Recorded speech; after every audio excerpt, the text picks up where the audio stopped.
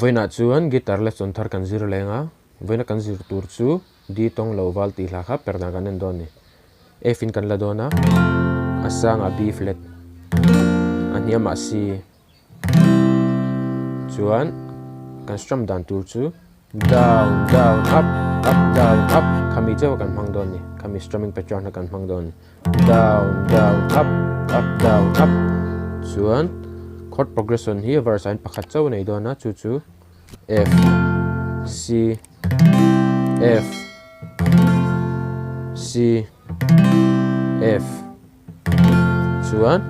F a hen voi thum kan tianga down down up up down up ka chuan C a voi ni F a kan let lenga voi li C a voi ni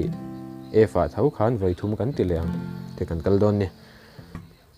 amak ne ye chiana zandang yang lo renga lim zai vor tak mai idi itong em ni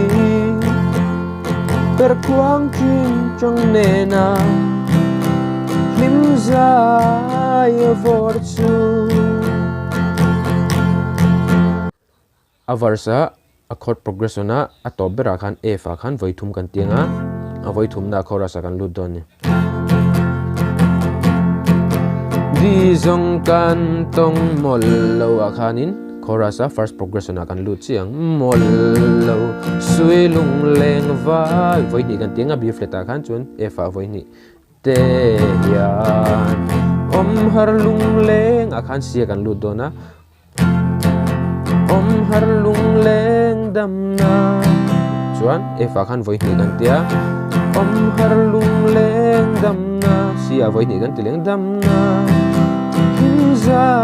si vol chu chuan F a khan voi li kan tiang bul changin o di zong kan tong mol lo sui lung leng val te ya om har lung leng dam na chol tui ning zu doni chuan F a khan voi li kan tianga a top voi li na khan a second progression a kan lut leng chuan a second progression a B flat kan hmanga F C chuan tina kal leng B flat a voi ni F a voi ni C a voi khat kan ti chaleng o bul changi om har lung len dam na chol tui ning zu doni lung lena dam mana tin riang valate ya om har lung len dam na chuan a chorus third progression a lutanga ta kha chuan B flat C F a hmangang chuan B flat a down down up kan tinga C a down down up F a down down up up down up kha voi ni kan tileng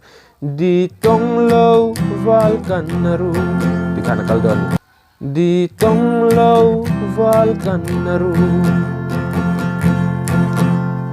edit abul changin a first verse le chorus ka sale chinanga uludon longai thadon ni amak ne ye chiana zandang yang lo renga lim zai vor tak mai idi itong em ni per quang chin trong nena lim zai vor chu di zong kan tong mol lo sui lung leng val te ya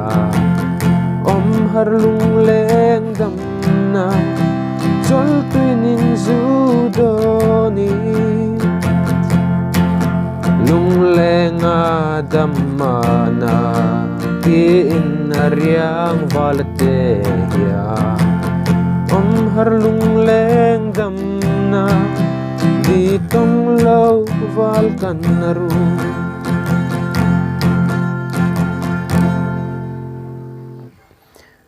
ole khati jong kha tun tuma guitar lesson kan zir thei chuni sela heka video chai tia log pui nei lo nei ni chuan khongai min lo lagi mi lo subscribe be don ni la request thei renga ti jel kan tum don ni guitar lesson le pe ka kan in hula cheu don ni